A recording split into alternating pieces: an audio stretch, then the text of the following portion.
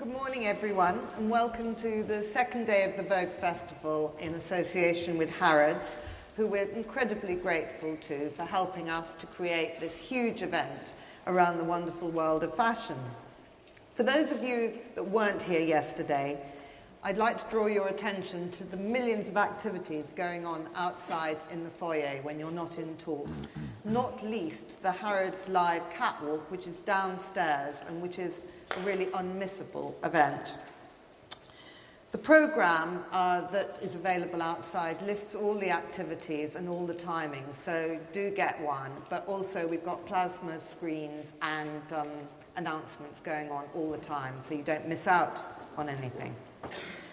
So to our first talk, and I'm delighted to have here on the stage a group of the world's most successful models who've taken time out of their incredibly busy schedules to be with us today. Modelling is now an enormous business, and these girls are at the very top of the tree. Edie Campbell is very gamely joining us for the second time, having spoken at our inaugural festival 2 years ago, and tomorrow is flying out to China. Rosie Huntington-Whiteley has come in from LA to talk on the panel and to work on her brand for M&S, and on Monday is flying to Cambodia. Karlie Kloss is not only here on stage, but you might spot her being photographed all around the Vogue Festival for a live fashion shoot. She's also flown in from America and is selling her own delicious Karlie cookies. And the lovely Jourdan Dunn, our cover star this month of Miss Vogue, also was one of our first speakers 2 years ago when nobody knew what they were actually coming to speak to. And last week was talking on Good Morning America, one of the US's biggest TV shows. Fiona Golfer, Vogue's editor-at-large, is hosting the discussion about what it's like to be a model now and all the pressures and the pleasures that being so high-profile can bring, but also to look at how, as some of the most recognisable young women in the world, they can use this profile to achieve other aims. And then there will be questions from you guys at the end. Over to you, Fee. Thanks, Alex.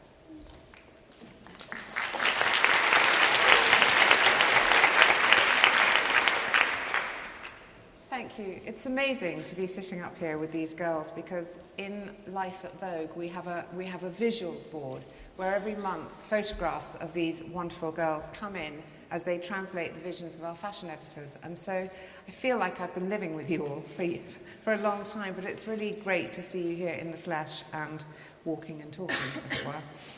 I want to ask you one by one first about what it was like, when you were small, when you were growing up, were you aware as a young teenager that you were pretty, or were you just kind of like the tall, geeky girl in the class? Edie? I was not pretty growing up. I think I had really bad orthodontics and a very big forehead, and I was a vision, but not in a good way. So I couldn't have been aware. And was there a sort of pretty gang at school that you felt you weren't a part of? Because there always is. Yeah, I'm sure. I think every school has that, don't they? But you weren't the leader of the pack. I was not the leader of the pack, no, unfortunately, though I yearned to be. And Rosie, how about you? No, definitely. I grew up on a farm in Devon, so it's just, looks were just never something that was taken into consideration, anything at school, at home. So yeah, I had no conscience about it. Karlie, pretty? Beanpole? Well, I still am the tallest of all my peers, but especially when I was younger, I was at least a good half foot taller than all of my friends, and especially the boys. So I think that's something that through this I've really now I embrace it, and I find confidence within it. But it's definitely something that was not pretty. I was weird. I was tall. I was not pretty. Not your conventional idea. And how about you, Jourdan? Were you the same like Karlie. I was very just tall and lanky, and I wasn't really feeling myself when I was growing up at all, especially because coming from a Caribbean background as well, where curves are celebrated, and like me being really tall and skinny wasn't. So I was like, didn't want to go out or be seen or anything. And I always felt like people was always looking at me and just like judging me and just like, oh, she's skinny, she needs to eat, or oh yeah, I wasn't really. They still say that actually. Do they? As they're putting you in on the cover. So I've got an 18-year-old son whose joke is he comes home every day and he goes, Mum, he goes, I got spotted today, I was scouted. And I go, were you? And he goes, no.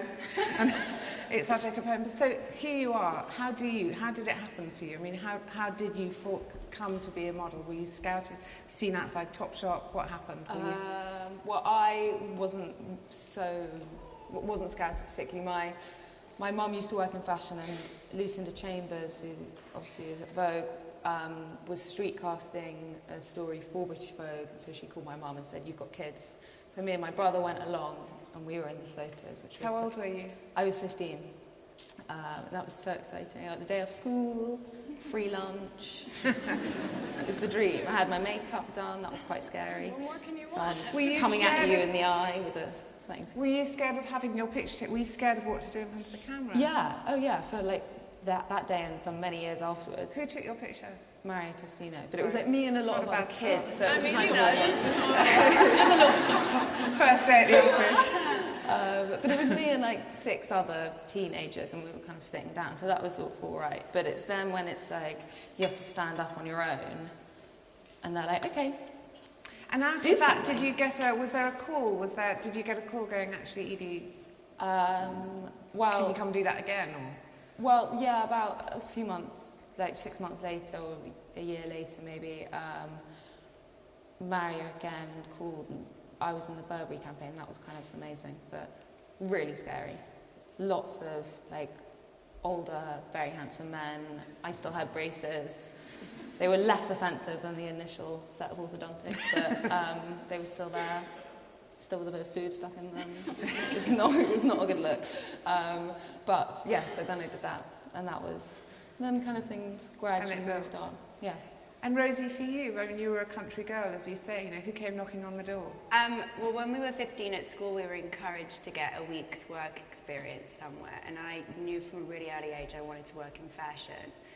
I didn't know what I wanted to do, but I figured it was going to be something in the design space. Anyway, so I wrote off, I think we'd just gotten the internet in my house, which is showing my age now, but we'd just gotten the internet, and so I wrote off to a bunch of different fashion PR companies or just fashion houses, and one of them happened to be a modelling agency in the West End called Profile Model Management, and they called about 3 days later and said, we'd love to have her, come and intern at the office. And so, of course, I thought I'd be going on photo shoots and seeing all the models and seeing the designers and seeing the clothes. And I ended up making tea and coffee for the week and emptying ashtrays. So it wasn't as glamorous as I thought it was going to be. But I really enjoyed that week, and then went back to school, finished my GCSEs, and that summer I came up to London with a girlfriend to go shopping and just to see London. I'm going to stop you because I think you told me something that I really liked, which is that somebody took you aside on that first internship and said, this isn't the world for you. Yeah, they did. Which?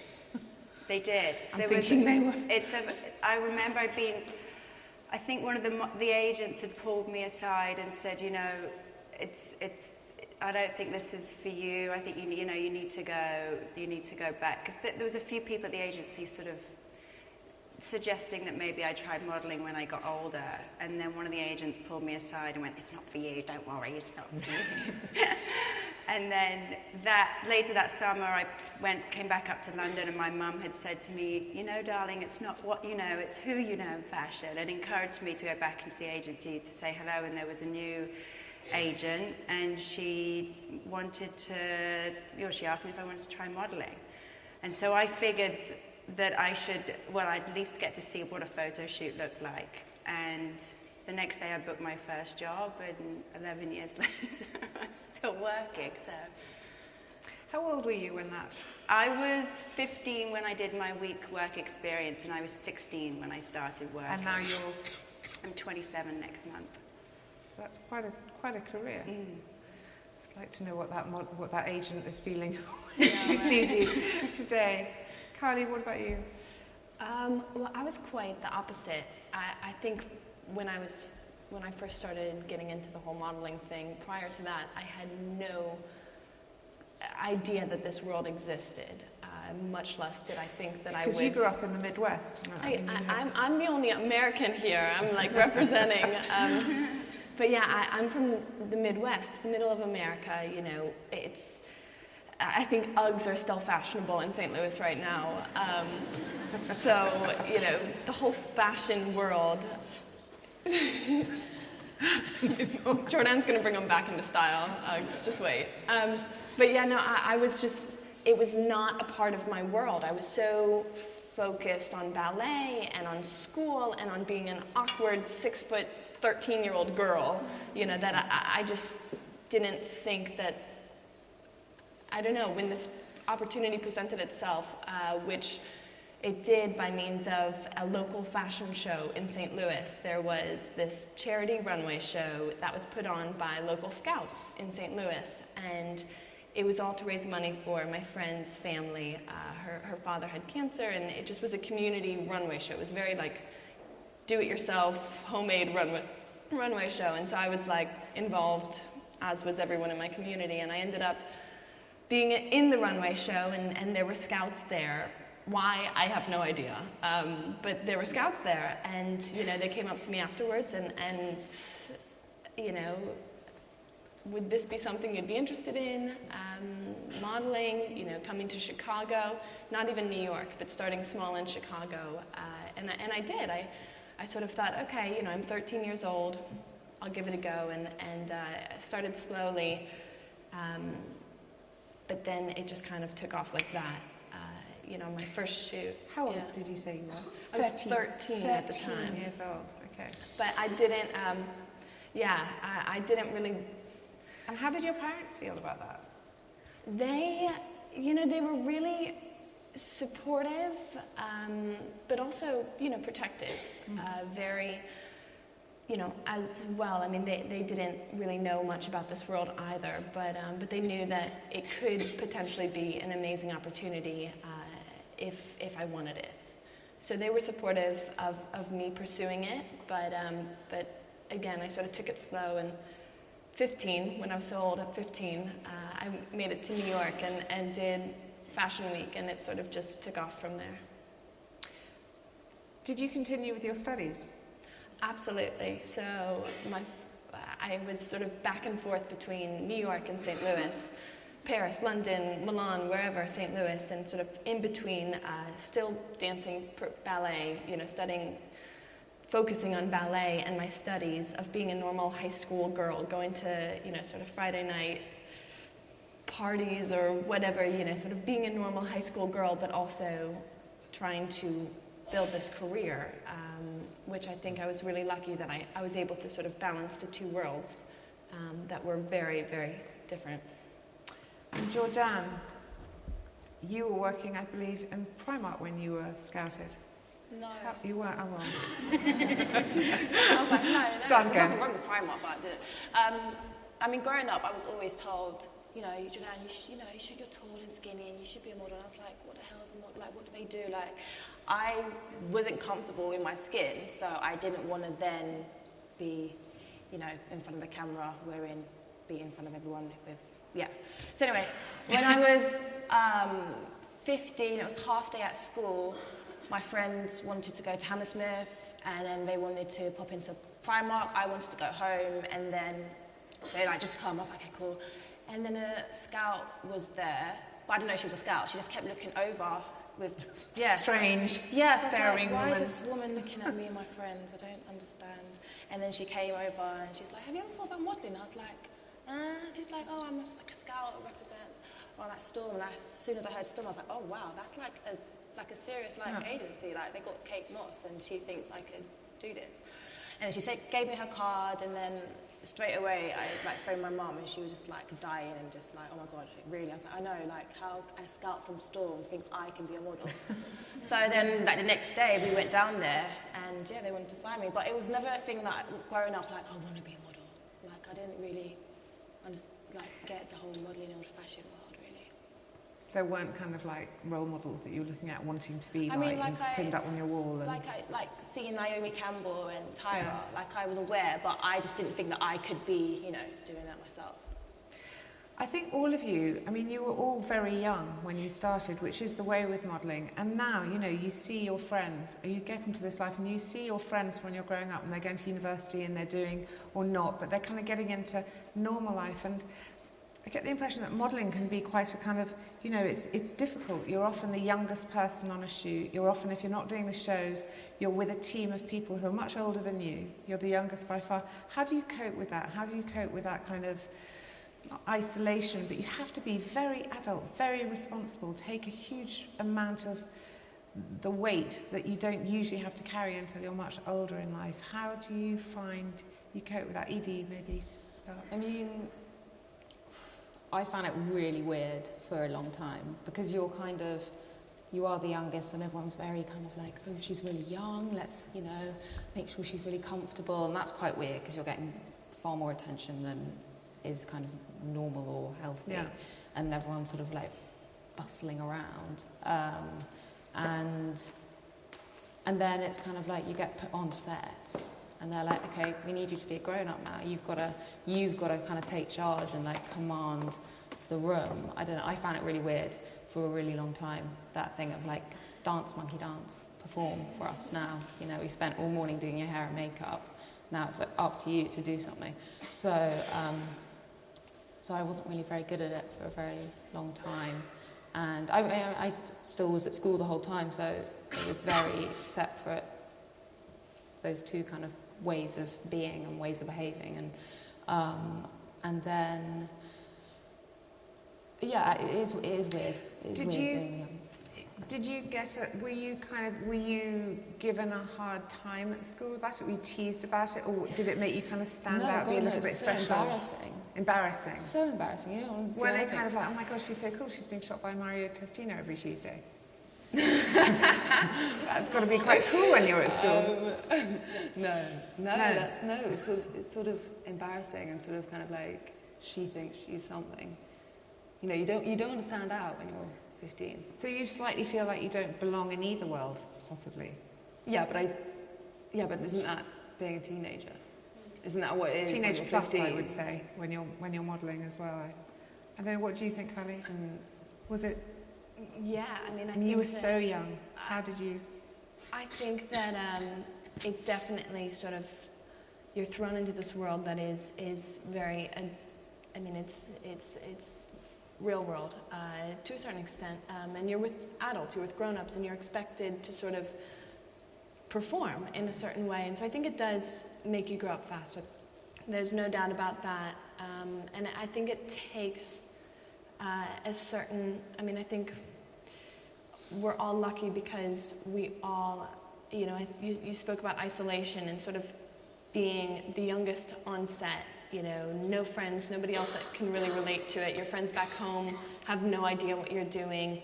You know, the people on set you're with are, you know, they have families, lives. You're traveling. You feel rather isolated. And I think how I found, how I coped with that is that I made friends with my peers that I was traveling with. You know, when I was at shows, backstage, wherever. You know. That's Jourdan and I met sort of right at the beginning of both of our careers. So I think that's how I coped with it, is that I found a community of friends that also, you know, were sort of experiencing the same thing and feeling in between these two worlds of I'm not all like my friends back in St. Louis that are like so focused about like the boy that everybody has a crush on that is not paying attention to us anyway. And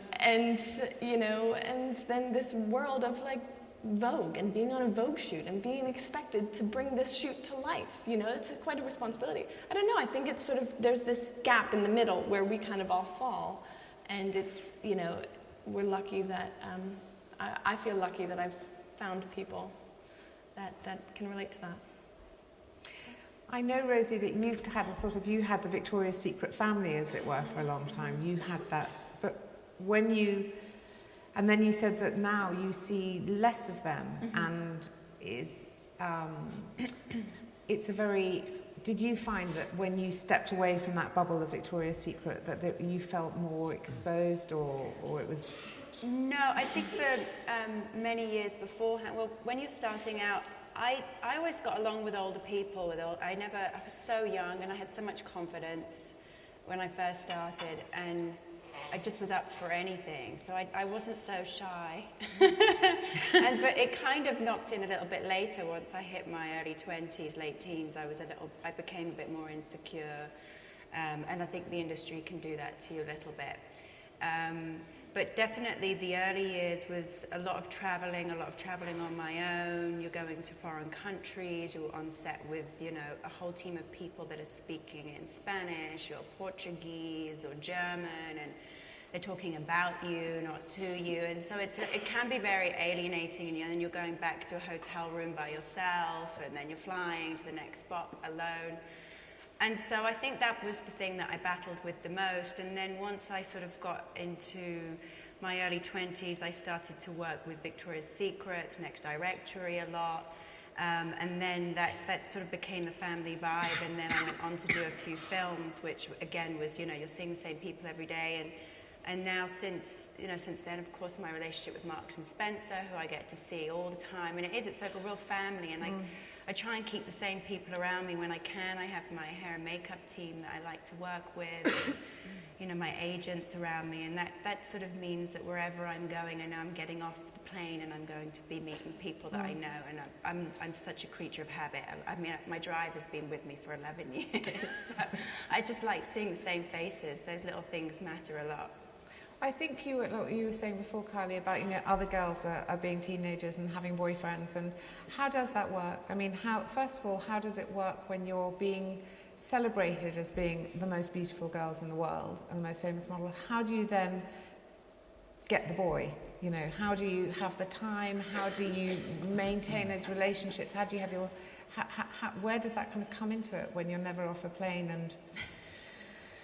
Well, oftentimes that's the thing that you don't have time for. It's like, I don't know about you girls. How do you balance? Always had time for Rosie makes time. She's like, no, priorities. That was a priority. Yeah. I think so, because you're so lonely. Yeah. I think a lot of models have relationships and long-standing relationships because it's the one thing that brings you back. Nothing. But it is true, whether it's a boyfriend, whether it's a girlfriend, whether it's a friend or a mom, having a support system, having a rock, having someone, and I think that's why, like you said, having someone that is there for you, that cares about you. You took your mum, your mum was with you a lot, wasn't she? Jourdan can attest to this. Jourdan knows every member of my family, my grandma, my aunt, my teacher, my sisters, everybody, and so did the Vogue, Vogue editors. I've read about you sneaking your sisters into hotel rooms when I snuck my sisters into backstages, and we traveled all of Europe together one summer, and just in general, for me, this opportunity, I didn't want to be lonely in my hotel room, and I also was 16 years old, so I had the luxury to sort of bring my family with me, bring my support system with me, so I was really fortunate in that sense. And Edie, you had a mum who'd been in the business as well, so do you feel that you were very protected because you'd kind of grown up knowing a lot of these people that you ended up working with? And well, I haven't really grown up mum, knowing them, but I mean, my mum was very kind of like, I don't know.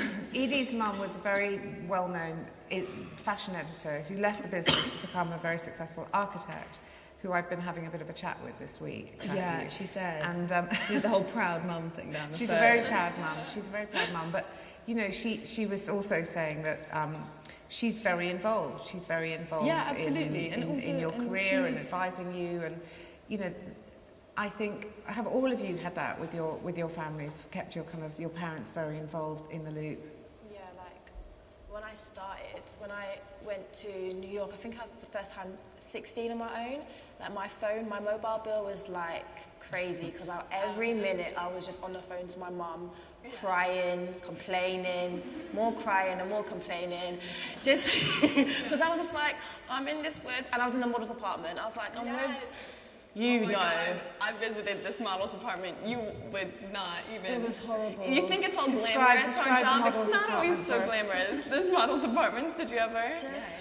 I visited Jourdan, and there were help me! Please, Karlie, come and help me. Jourdan, tell me what it looked like. Describe the model's apartment. I didn't realise girls can be so disgusting. Like, Their habits. I thought, like, bathroom is disgusting. I'm seeing, like... Did you ever have anyone wash their knickers in the shower and leave them? I'm seeing, like, the knickers, like, hanged up In on the shower? And I see, like, stains and, like, tampons and...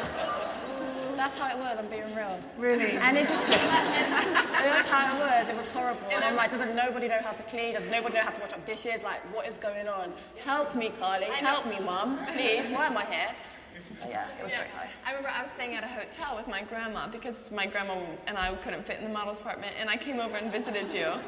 And there was, like, you know, some food in the kitchen. I was like, oh yeah, can I have some? And some other girl that was in there was like, no, that is mine. Do not touch. Like, and I was like, okay. Like, it's really we're lucky. We've come a long way from that. Near the bed, but it's like the sticky ones. So if a mouse was to come, I would hear it dying while I'm sleeping, like that kind of stuff. It wasn't cute. That was the kind of. Was this in New York? Yeah. Wow. Yeah. So it's all glamour. It's all glamour. All glamour. Like tampons and all that. Yeah. Stop mouse. How seriously do you think you have to? I mean, I know it's a very serious business, and there's a lot of money involved in every single day that you go to work. You know, there's a lot riding on you guys, and how you show up, and how you. I mean, you talk about how these people in the flat live, but how much time do you give to your appearance? I mean, do you all work out? Do you all keep a very healthy diet, or is it nachos every day? And you know, what's your kind of? I'm looking at you. I'm like the worst. I like, know. I saw like the other day on your Instagram, you was doing this yoga pose and your stomach was looking all toned. I was like, look at this chick. I wish I could do Oh yeah, stuff and like then that. this one No, is but I don't making do fried anything. chicken, and like, you know, you're No, just but also, like, may I just say, on Instagram last week, I saw Rosie hanging upside down off a Oh, Pilates yeah, machine I'm like, in an extraordinary position. I love how Instagram is how we keep in touch. It's like, hey, I saw you just did this on Instagram. It looks great. This is my breakfast this morning. Yeah, I saw your breakfast. I was like, damn. But Edie, I know, what are you Edie, doing you with ride, so that's Yeah. your, but are you very, you know, are you very healthy? Do you kind of, you know, not drink early nights, green juicing? Is it all about being responsible for your product, which is you? Sort of. I mean, I don't know. I ride and I kind of do a bit of like fresh air.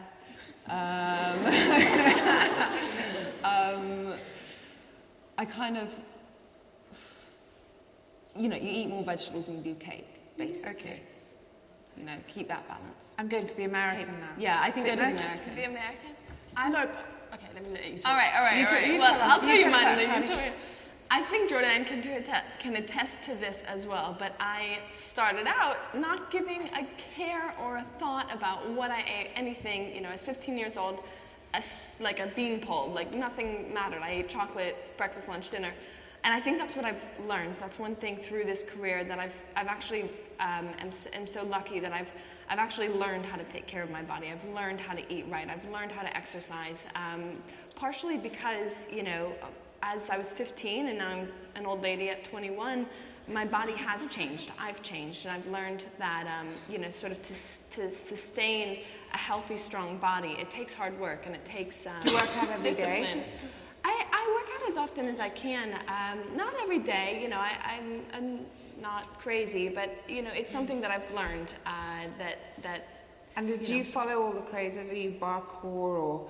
Wait, what? Parkour? Do you know what parkour? Everyone in my office does parkour, so What's that? it's kind Yeah, of what's ballet. that? It's like She's a, like it's a a head of- ballet Oh, exercise or oh, Pilates or parkour, okay. parkour. Yeah. My hardcore. Hardcore at the bar. Not hardcore. Yeah, no parkour. Yeah, I mean, I like, again, you know, ballet was sort of always my thing, so I like to be active anyway, but yeah, I sort of do a bit of everything, running, spinning, dancing, anything. What about you, Rosie? I'm the same. Yeah. I love exercise. For me, it's really important. And I think what you put in, you get out with your body. And I'm the same as you. I grew up on a farm. There was absolutely no education about food, how to eat properly. It was meat and 2 veg. My mum would put on the table, you'd eat. There's 3 of us. It was like, eat as much as you can, as quick as you can. And the last few years, I've definitely learned what you put into your body is what you get out of it, and how, it's so important. And what from what you eat to what you wear, what you put on your skin, and you really become educated in it. And it's really interesting. It's really, really interesting, nutrition and health. Can I ask you all, can you learn to be a model? Do you have to learn? Is it something that... Yeah, you absolutely have I mean, to you, learn for it. example, Edie, you started working with Steve. You work with Stephen Meisel, who's Yeah. very famous as teaching models. Yeah. He's very well known. But strangely, he's one of the photographers who says less than anyone else, I found. He gives you that mirror. What The does mirror, he do? he puts a mirror, Behind him. So you're there's the camera in front, and then just off to one side, he puts a mirror. Yeah. So the narcissist in anyone is like, It's "Ooh, like, you oh, look is this amazing." light? But he doesn't say anything. He's just very kind of like, "That's great." And then you learn slowly. You learn what works. And when what you're doesn't. doing the shows, do you learn? You know where I'm going, don't you? I know. Okay. Right. Well, before So when you do the shows, are you taught to walk? No, but one thing I wanted to say quickly before we get past it is you said about sort of a lot is riding on you as a model. You have no responsibility really than just to show up.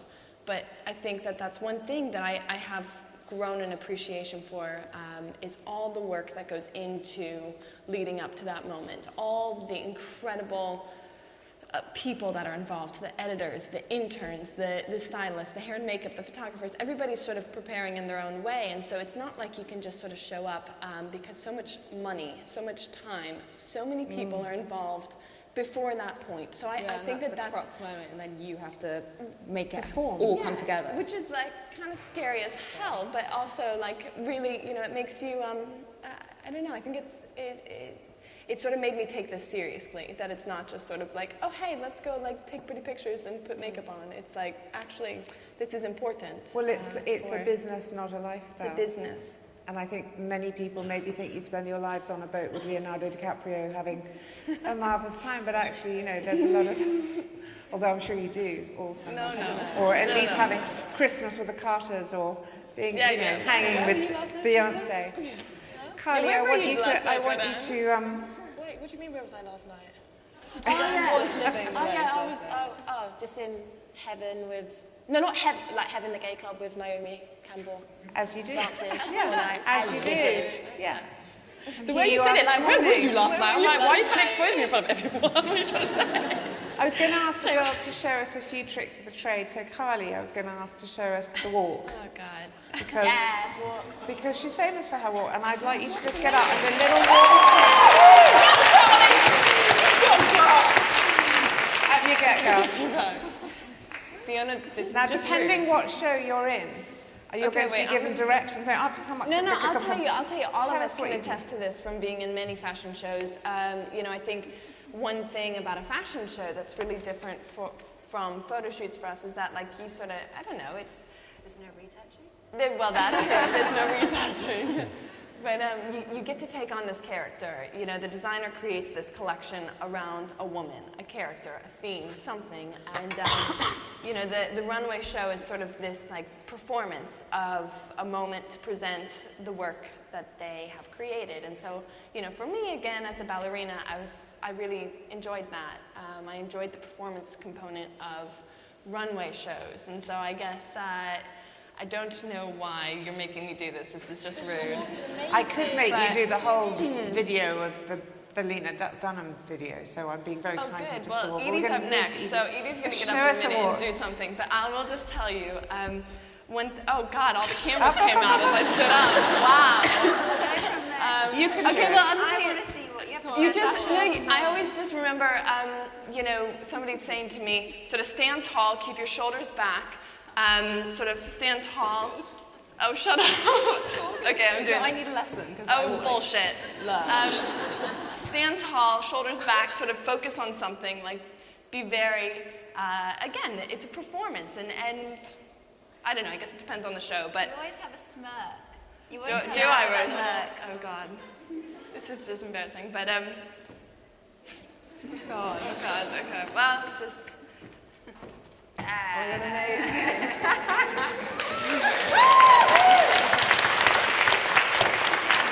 would have been fun to be a model back in the day when you could like walk and like do the turn and like, you know, like the Naomi sort of thing. It's boring now. Not anyone can just do that. And Yeah, they can. you're all kind of known for different things. Like Edie, I'd like you to give us the Edie. Come on, you know you can do it. Karlie's just done it. Give us the Edie. It's not more, the Edie isn't a walk. The Edie is static. The Edie is on the spot. The Edie doesn't lumber up and down. The Edie is from the Lena Dunham video that American Vogue did, in case you didn't know, where it was like, this is the Karlie, and what was the Karlie? No, Karlie didn't have a Karlie. Oh. There was only There's an Edie there. Just the Edie. Okay, and it was the first shoot I did with American Vogue, and I was so nervous and really overexcited, and there was like, I had to jump around loads, so the Edie is like that, but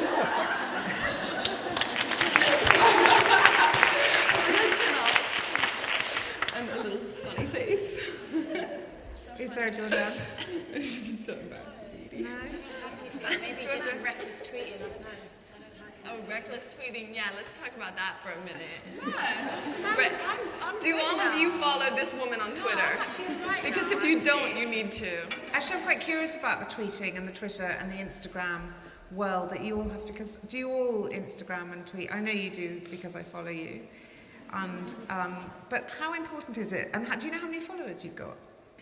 Yes. I bet you do. Yeah. Yeah. I think combined between, because you combine all your social media together, it's close to 2 million followers. 2 million. Between the Twitter and the Instagram. But it's a really important thing to put yourself into. And Do you all do it? I think for models especially, it's so. Do you, Edie? Sort of. It's mostly just pictures of my horses. No. Dolly. Yeah, I'm not that into it. Yeah, it's funny. You were saying it is. It's kind of It's a become great way to reach But you've an all- audience of people You've that are all got interested. business. I mean, you've all got. I don't know if you have, but you're all invested in. Modelling's finite, and you're all involved in doing other things. You've got businesses to promote. You're on TV. You've got your cooking show. You've got your lingerie. You've got cookies. Edie, is there a business in there? Have you got ideas? I don't know. I just, hopefully there is. I don't know. I've sort of started writing a little bit. I just made a contributing editor of Love. Congratulations. Thank you. So I've got to think of something to write.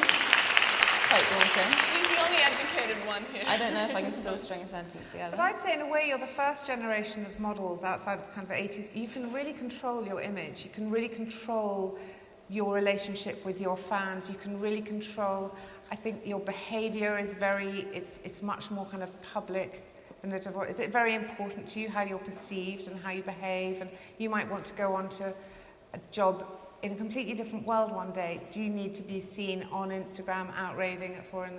Not saying that you were, but you know what I mean? How important is that? I mean, your image these days, how you control your image yourselves.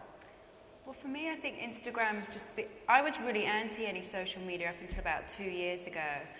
And I sort of got onto it quite apprehensively and have really enjoyed it. I've enjoyed expressing my voice, my opinions, sharing, personal things with the world. And I think when, you deal with the tabloids or media or, magazines writing things that are not true and can be, hurtful and unfair, it's your own way of sort of exposing yourself in a light that you feel comfortable. Yeah.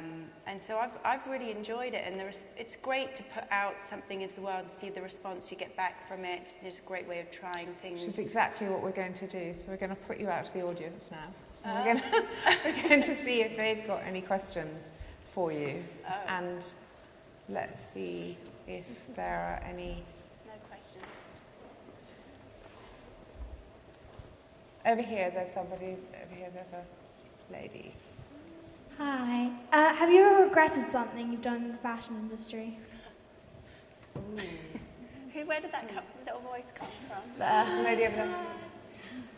Is that to me? What's like to all of you? Have I ever? Yes, I've probably seen the best and the worst parts of the industry. I've been really lucky. I've gotten to do, some amazing shoots and work with some incredible people in the industry, and I've also gotten to be exposed to some not so fabulous photographers, and there's definitely a real archive of disgraceful pictures of me that don't actually exist on the internet because they're so old. Thankfully, they happened early on in my career. But yeah, I wouldn't say I've regretted anything. I try not to regret things generally in life, because usually when you did it, it was something that you really wanted to do at the time or you thought was right. And I think you always just try and learn from your mistakes and move on, and it's good. It's good to be exposed to things that take you out of your comfort zone or that you don't like. There's no way you can learn otherwise what works for you and what doesn't. I dyed my hair red one time for a weekend, for a shoot on the weekend. Completely screwed my hair for the rest of 2 years. It took 2 years to grow that out. So that was fun. Up the back, at the top. If you weren't involved in fashion or a model, what do you think you would be? Is that for anyone? Edie?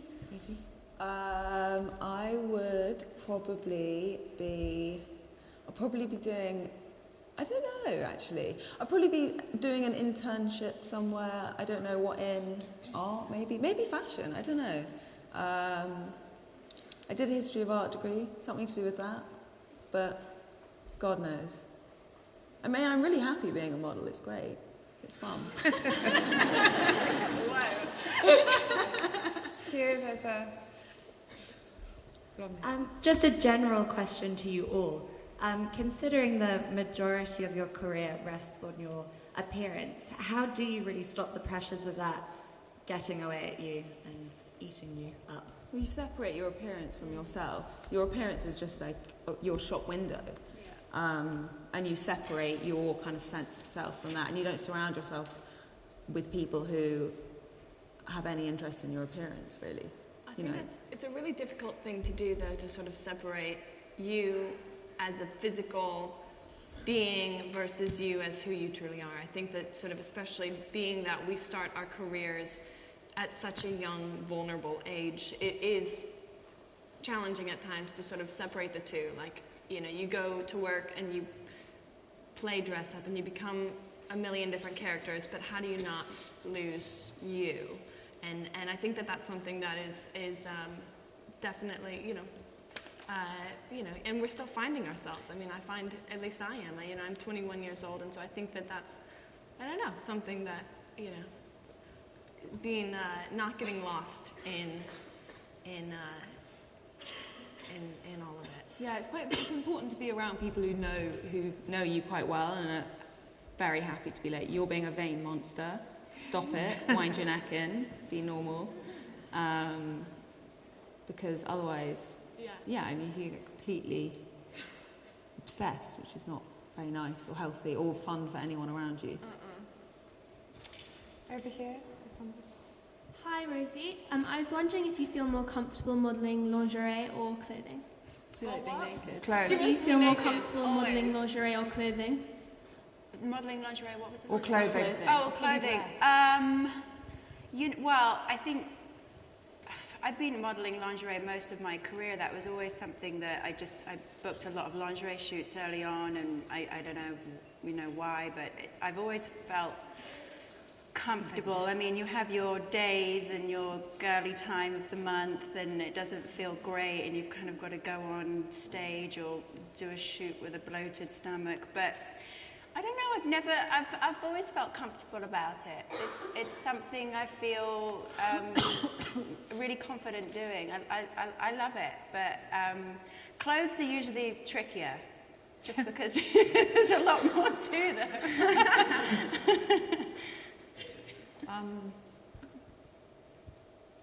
Over here on In terms of modelling, is there anything that you wouldn't do just because it kind of goes against your own values or ethos or something like that? Jourdan, you've been quiet. Anything that I wouldn't do? No. They're up for everything. I'm down for whatever. I'm joking, I'm not. They're up for everything. No, not joking.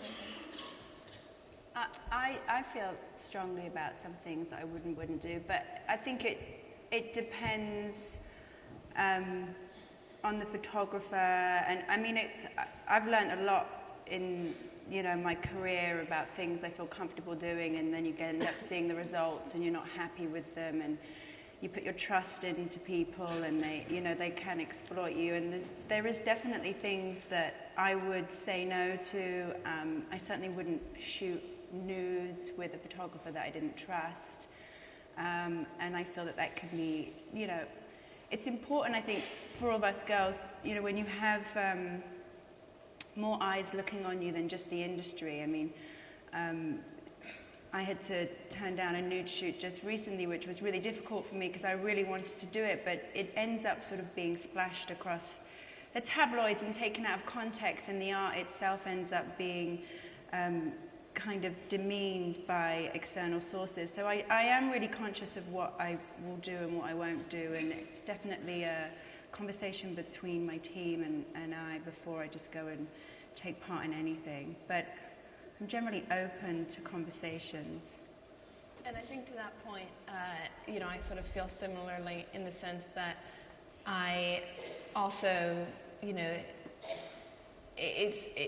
I think you sort of reach a point where it's not just, you're not anonymous. Like people, a lot of people look up to you. A lot of people sort of see your body image, as it's you have an influence. We all have an influence, and I think that that's something that, that when I sort of realized that, I'm very humbled by that, but I also take it very seriously.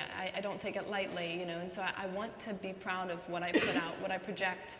I want to promote a healthy body image, promote, sort of just overall things that I'm proud of. So I think that you do have to take into consideration what you're doing and what you're putting out there. Yeah. Here. Hi. I just wanted to get your opinion on the availability of being scouted. Like, do you think it's easier or harder with the amount of internet, like social media? Do you think it's easier or harder to get scouted? Jourdan, what do you think? I feel like there's scouts everywhere though now. Like they go to they're always outside Topshop, or they're at festivals, and they have open calls to go walk-ins. So I don't know. yeah, I guess you could get discovered on the YouTube now, Justin YouTube, Bieber, right? Instagram. It's possible. Loved it a casting I wonder if he'll be on the Instagram. first supermodel discovered by social media. Yeah. That would be interesting. It'll be soon, I'm sure. That would be Isn't interesting. that Kate Upton? Oh, Kate Upton, Yeah, of course, Upton. exactly. There we are. Any other? I can see a million hands, but over here at the back. Hi. Firstly, thank you for coming to talk to us today. Secondly, my question is to all of you, and it's if you could relive any moment in your career, what would it be? The wow moment. You guys have great questions. I'm very impressed. What do you guys think? Any moment where I'm running along a beach, sort of 6 in the morning, and that's my day of work. That was always, I always loved going to the Caribbean and working in a bikini, and then you were down at midday. Those days are kind of over now. It's kind of pinch me when moments, when I first started shooting lingerie and swimwear for Victoria's Secrets, we'd go to the Caribbean. I mean, I'd go to the Caribbean a couple times a month from New York, and it was a very blessed life to be down there, staying in lovely hotels. And before the recession hit, your day was done by midday, and you just chill around. Now you work till 7. I did a trip to South Africa where there were baby lion cubs. Aww. That was adorable, and I held them, and we had a little snuggle, and I would relive that because they were very cute. I think I think the Italian Vogue, the all black issue, like that was like an amazing day. It was like my first time working with Stephen Meisel, and I was like super duper excited and nervous. And also, I was going to be a part of this like amazing issue. And I was done, like it was only like a portrait, and I was done like by 12, but I stayed the whole day just because I wanted to see all the other models. So I stayed to see Amana, like I was like gagged, I was like, oh my God, that's Amana. Did you have a kind of role model for, when you were growing up? Did you have somebody? Was it Iman, your pin-up model? Was Naomi and Tyra, just seeing them, and I was like, oh my God, they're amazing. And when you find yourself hanging out, you know, one day you're living your life, and the next day you are hanging out with Naomi. It's crazy. And Tyra. It's actually crazy. And I'm Should I like, pinch you? Yeah, please. Pinch you. Thanks. Yeah. I think my moment I'd relive, I remember it was my first week of high school, and I flew to New York for the weekend, September Fashion Week. I was 15 years old, and I went into a casting with Francisco Costa for Calvin Klein, and like was supposed to go back to school on Monday, and I went in, did the casting. My mom was standing outside, like, you know, in the cold, like waiting for me to come back down. And as I come back down, we get a phone call, and it's like, Karlie, you confirmed to the show, you're doing an exclusive, you're staying the week. And my mom and I just standing outside on that street corner in New York, like freezing cold, and just sort of like, wow, this is actually, this is happening. We're not prepared for this. So, yeah. How about at the top on the right at the back as well?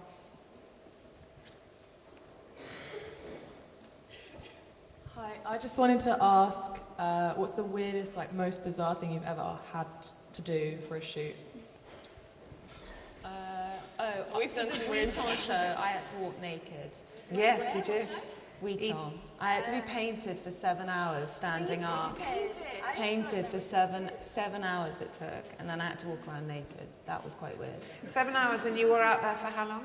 It's about 3 minutes, not even like a minute and a half. Thank God it wasn't any longer. I didn't think I could last it any longer. Yeah, that was weird. Was that daunting? That was so cool. Huh? Was that daunting? Was that daunting? I was so like out of it by the time I'd stood there for 7 hours, being painted by like, I think there were 20 people painting me at one point, like sticking on gems. Amazing. I've been painted orange, I've been painted black, I've had head-to-toe tattoos put all over me, I've had studs put on my face, on my entire body. I've had a bowl cap put on, a Mohican. I mean, it's nuts, the things you do, but yeah, it's crazy. Oh, and I wore a crown with candles in it, which were lit. Very early on in my career. You guys? I can't even begin to think of all the weird things. Like, yeah, I think I got painted black as well, and I just started crying. I was little black tears pouring down your face. Like, what? I don't, yeah. Oh. We've got time for one more, I think. Let's go centre back, right in the middle of that's back.